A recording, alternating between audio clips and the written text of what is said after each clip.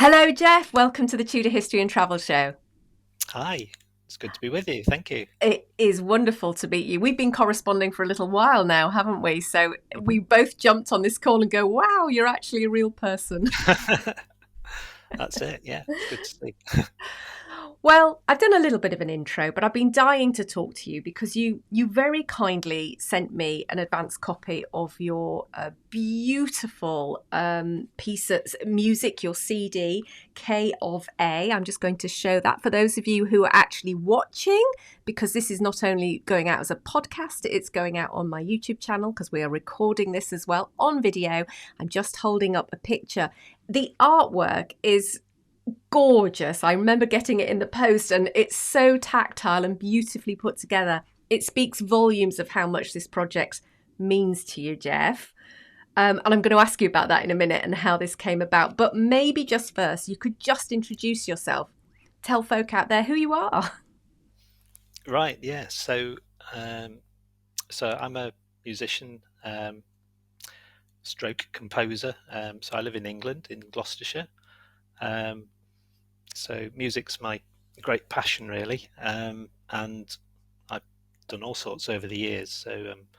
Started off in the murky world of progressive rock, and um, went on to write stuff for sort of radio and TV and vodcasts, library music, done all sorts really. I once wrote the music for a planetarium, which was quite interesting over Mm. in New York. But yeah, done all sorts of things. But I'm this project was really came out of my love of history, and particularly the Tudors. I think they've always fascinated me, and I think it's far enough.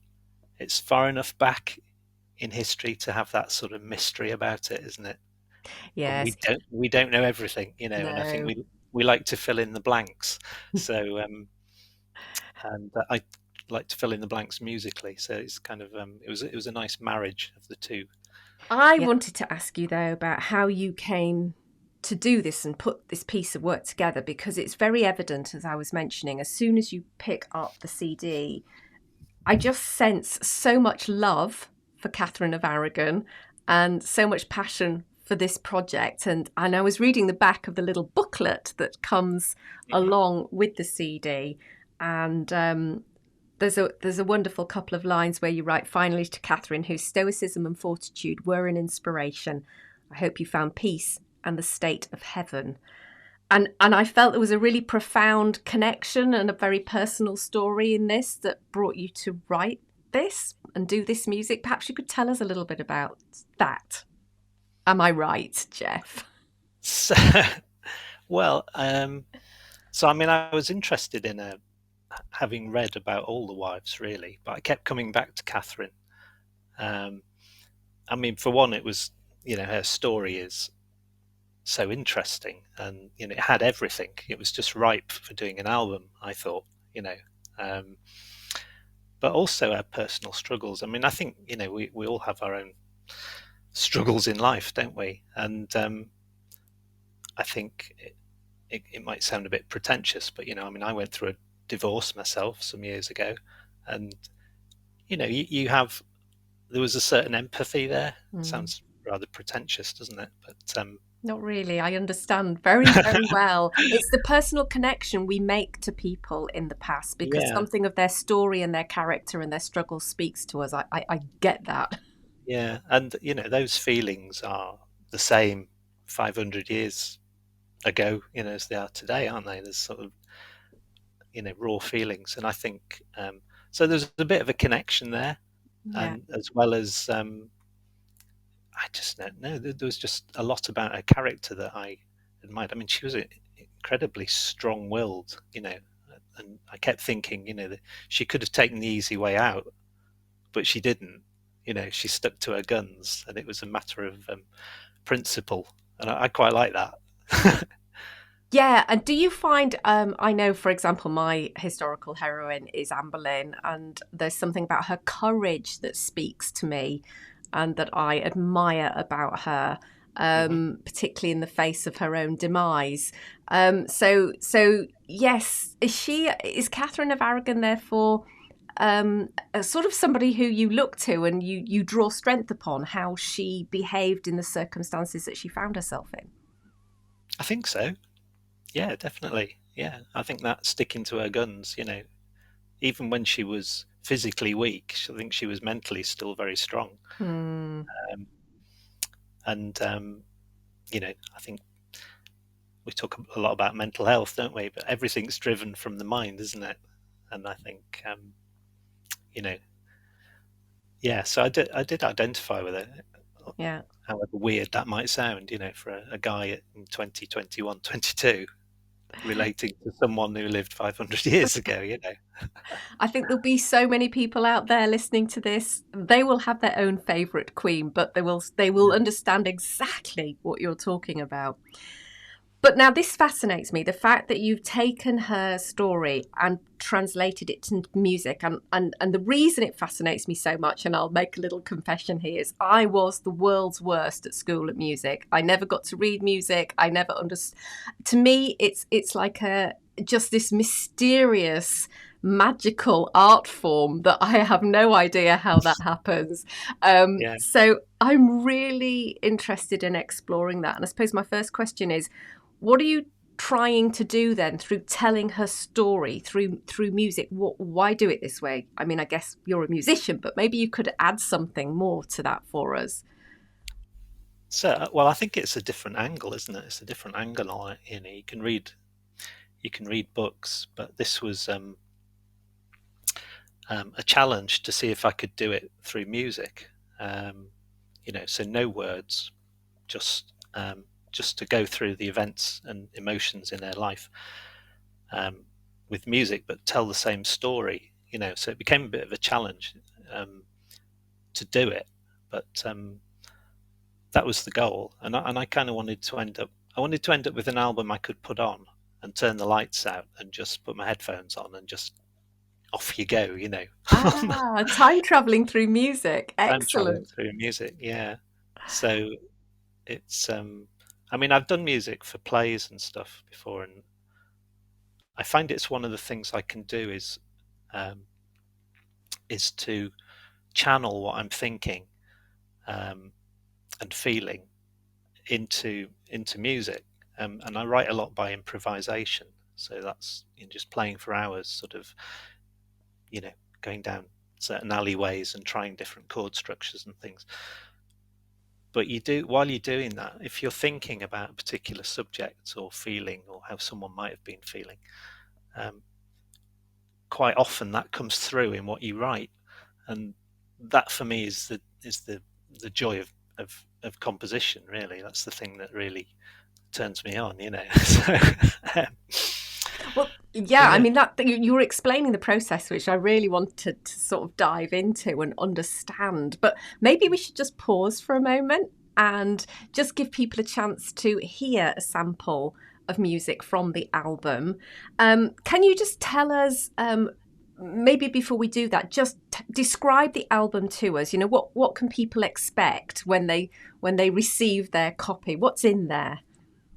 What's in there? Well, musically, it's obviously about her life. So it's 22 tracks. We start in Spain, we end in Peterborough, and and we visit all the places along the way emotionally. And so yeah, it tells the tale of her life really. So it goes through leaving Spain, coming to England, marrying Arthur, and the tragic passing of Arthur, and then her years in the wilderness, really in limbo, before she married Henry, which were quite tough times actually for her. Mm.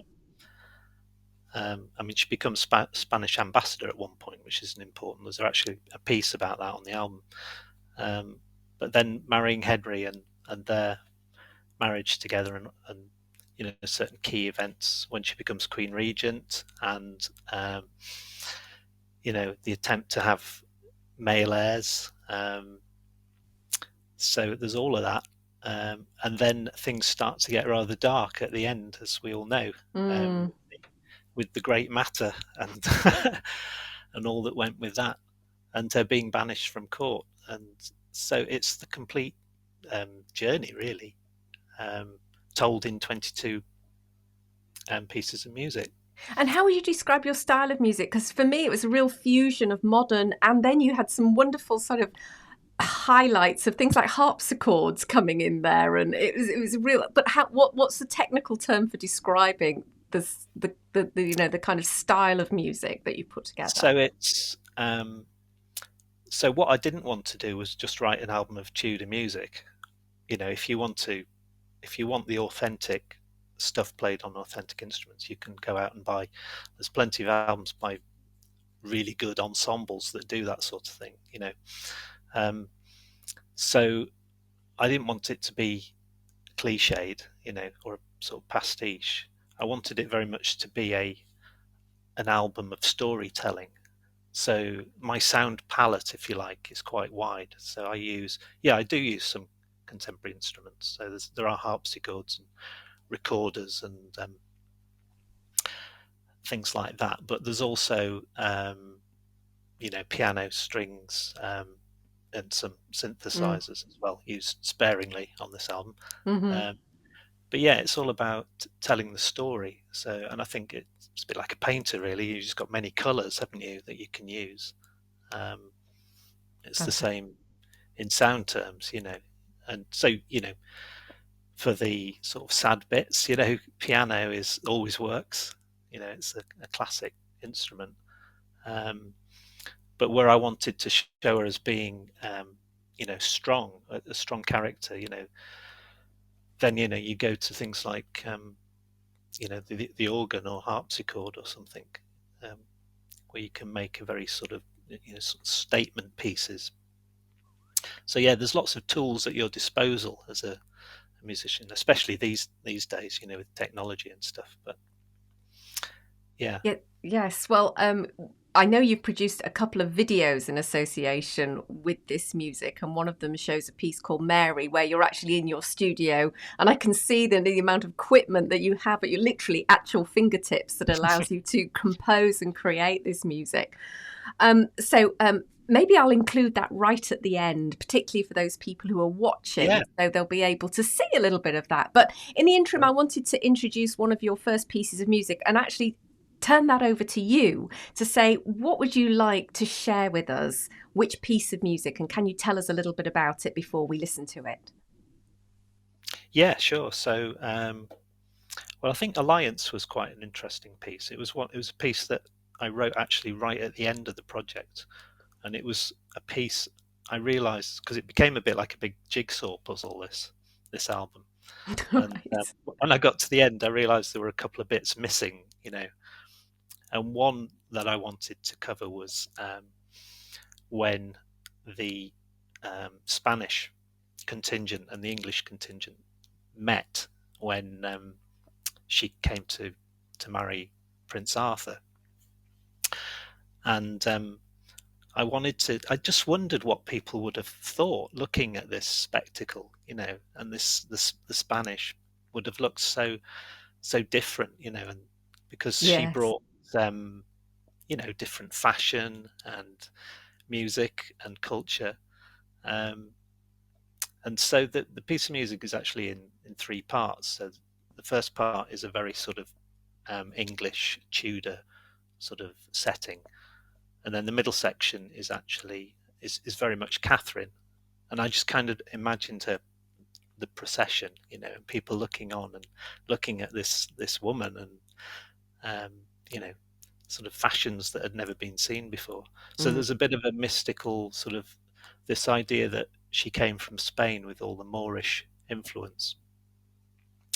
I wanted to portray in the music, so we go from sort of England to Spain and then back to England again in that piece. So that was quite an important piece of music, which I didn't do until the end. It was kind of one of those missing links.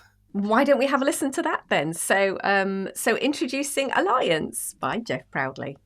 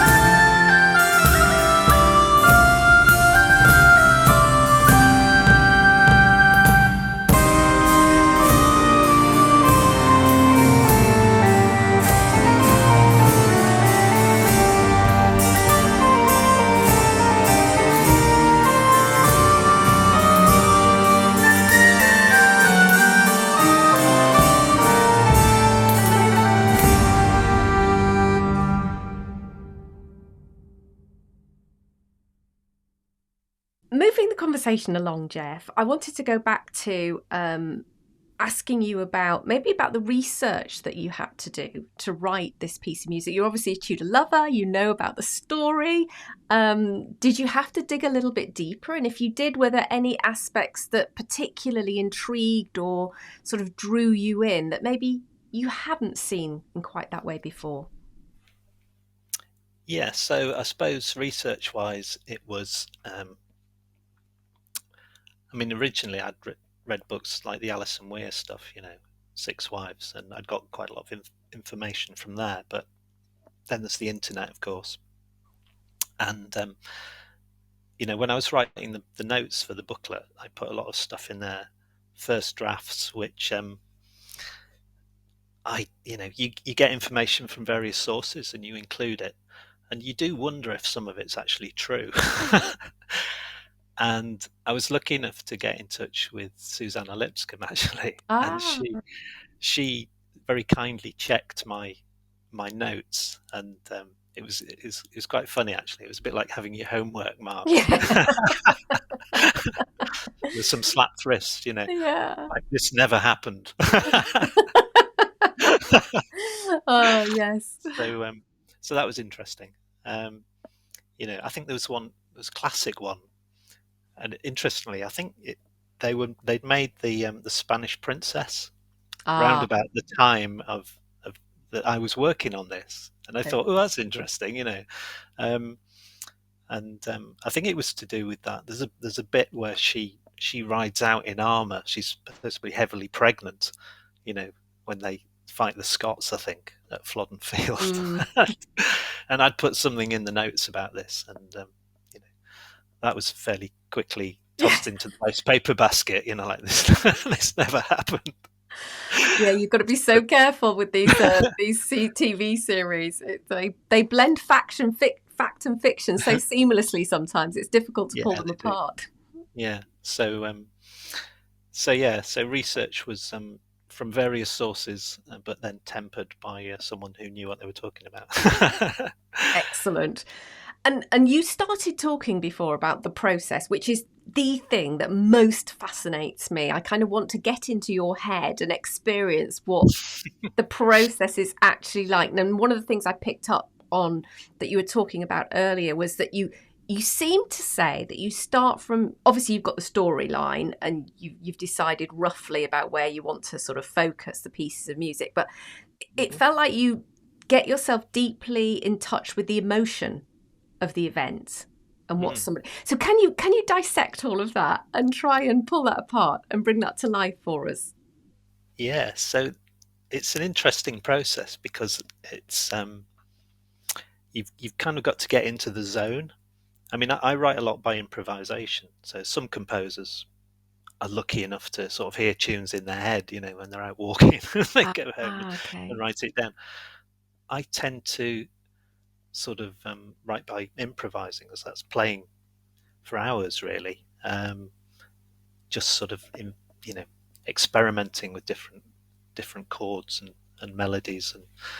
But when you get in the zone and you're thinking about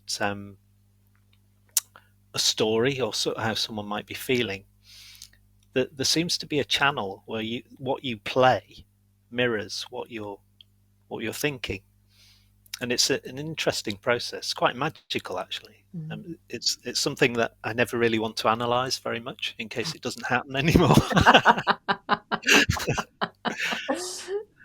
But yeah, so That's really interesting. so that's how it happened. So actually, although it took a long time to to bring this project together, most of the themes were written in one weekend during lockdown, when I literally played all weekend the piano, just recorded everything, and kind of went through her life.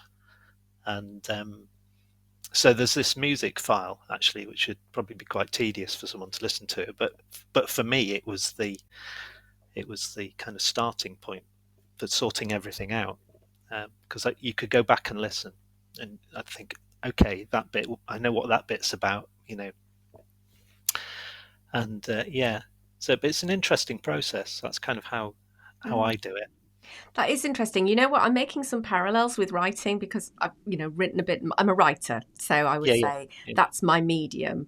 And actually, when I was writing Le Temps Viendra, a novel of Anne Boleyn, I very much did what you did, which I kind of sunk myself into her body and into the midst of the experience, and then emotions would come, and the arising of the emotion would then get translated into what happened and what I said and what I did. So I'm not Yeah, saying it's exactly the same, but I can for the first time see a little bit of a parallel there. So thank yeah. you for you've communicated that brilliantly to somebody who is an absolute musical total novice. That's fascinating. So, as you composed your tracks, which kind of tracks tend to be your favourite? Um, are they the ones that you connect with most emotionally, or is there some other quality in the tracks that you most enjoy? I think I think because piano is my first instrument, I think it tends to be the piano pieces. So there's a couple of tracks on there. I think one's Solace, and there's another one called Why Hast Thou Forsaken Me, which are very much about how she was feeling emotionally. And piano is very good at conveying that. I think it's you find it all over. Classical or popular Yeah. music. It just has that quality about it. So I think it's those sorts of tracks which I always like doing. Um, the other ones are interesting because they get a lot into arrangement. So where you've got something that's very dense, um, arrangement wise, you've got lots and lots of instruments going on. Um, so that's another process in itself. It's where you start adding strings and percussion and things like that. Again, it's a bit like painting. It's about how you, Yes. how you colour. You start off with a sketch, and then Yes. what colours do you use to illustrate the thing. Um, Yes. so they're enjoyable for different reasons. The Mm. musically dense ones are quite interesting because you get into arrangement, but actually, just bare piano on its own is so Mm. powerful. I think. Mm. It Uh, is. It so is. that I kind of, I enjoy doing that probably most of all. Oh, interesting. Well, on the back of that, can I ask you to introduce your second selection that we're going to listen to today? Yeah, sure. So, there's quite a lot of tracks on here, but we could probably go for A Prince for a King because it was about their son, Prince Henry, Duke of Cornwall, I think, uh, and I wanted to kind of bring out the joy of and celebration of that time because I guess for about a month and a half they thought they'd secured the dynasty and it must have been euphoric really for them, but it Yeah. didn't last. But I wanted to have a piece of music that celebrated, that showed the celebration really. So it actually starts off with fireworks, and apparently there was a lot of feasting and tournaments and free wine. That's always a Yeah. good thing. Yeah. Um, Yes. so yeah, this is a Prince for a King. Thank you. So let's tune in and have a listen to that track.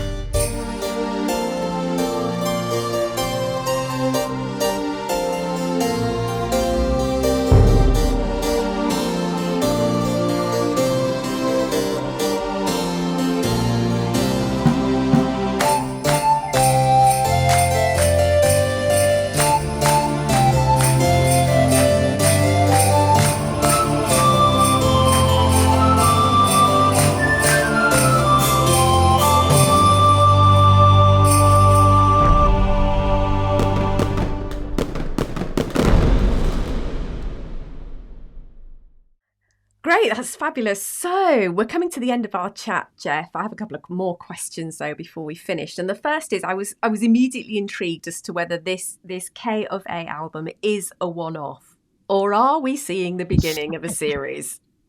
What's the answer? Wow. What's the answer? Well, I guess considering it's taken me 3 years to do this, if we do the other five, that'll see me through to retirement, I think. But never say never. I think Uh-huh. Catherine Parr's an interesting character Yes. who I think might deserve some attention at some point. That's interesting. So So you're going to follow your heart and go with the ones that draw you in and see where yeah, we get to. yeah. I suppose I should do Anne Boleyn, really, shouldn't I? Seeing as you're quite interested in that. Possibly. I didn't want to say anything, Geoff, but you know. But you see, she's the villain in this. So, I know. Oh. oh, Oh yes, now that's a controversial statement. yeah, Yes, now there's a challenge to write an empathetic yeah. Okay. album, seeing things from Anne Boleyn's perspective. Okay, so let's finish up. So again, for those of you who are obviously watching on YouTube, I am also just showing the CD again. This is the beautiful album cover. Where can people pick up a copy of this album, Geoff?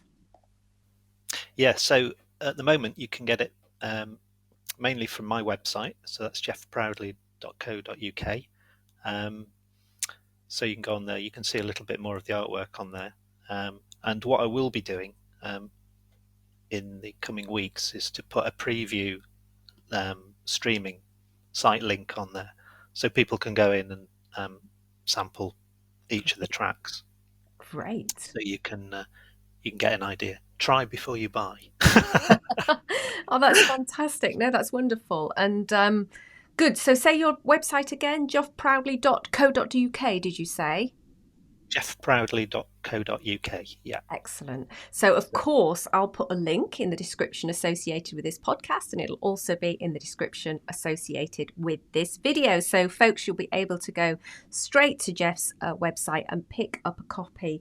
It's a beautiful piece of work. You can see that there's so much love and devotion gone into this, folks. So, I really urge you to, just go over to the website and pick yourself up a copy, or get somebody to get you as a present. If you've got a birthday coming up, that would be a lovely gift as well. So I just want to say thank you so much. Is there anywhere else that people can connect with you other than your website? Do you frequent social media, Geoff? So I have a Spotify page for some of my other sort of progressive rock endeavours, things like that. But that's kind of quite different to. Well, it's not that different to this, actually. Progressive rock's an interesting thing because it covers all sorts of styles of music, So it goes from classical right through to sort of heavy metal in Wow. places. But yeah, so I'm on there, but I'm learning a bit more about social media. Okay, well, don't get too far dragged in down the rabbit hole. But I must admit, I never thought I'd hear the words heavy metal and the Six Wives of Henry VIII mentioned in the same podcast. So I think this has got to be a world first. So what I'm going to do now is I'm just going to play that video that I mentioned. If you're listening on podcast, of course, you'll hear the music. If you're tuned into Tudor Talk, my YouTube channel where this video will be going live, is live, you'll be able to watch Geoff playing this final track, which is called Mary, obviously about Catherine and Henry's daughter. So enjoy that track, but in the meantime, just let me say thank you so much, Geoff, for joining us and telling us all about this amazing project. Yeah, it's been a pleasure. Thank you very much.